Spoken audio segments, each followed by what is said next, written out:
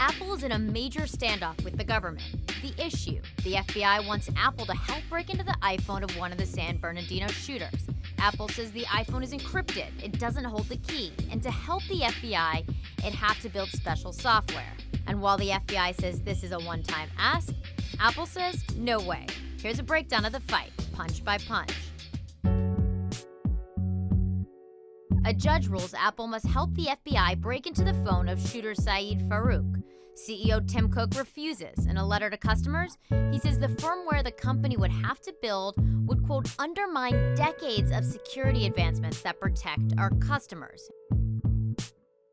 Silicon Valley CEOs come out in force to support Apple. Google CEO Sundar Pichai, Facebook's Mark Zuckerberg, and Twitter's Jack Dorsey. But not everyone takes Apple's side. Boycott Apple until they do it. Boycott them. Who cares? FBI Director James Comey says this was a one-time request about victims and justice. Tim Cook disagrees and sends a letter to his employees thanking them for their support. He says data security of hundreds of millions of law-abiding people is at stake.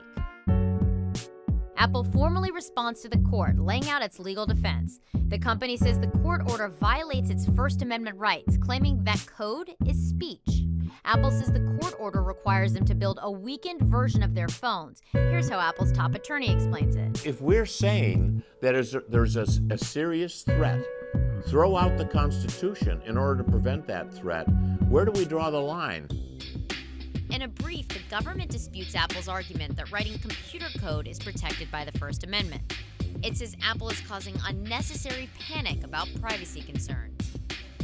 Apple lashes back, accusing federal lawyers of not understanding technology. The company says the government wants to commandeer Apple to design, create, test, and validate a new operating system that does not exist. They even have a name for it: GovOS. The courtroom showdown is postponed. The DOJ says it may have found an alternate way into the iPhone without Apple's help.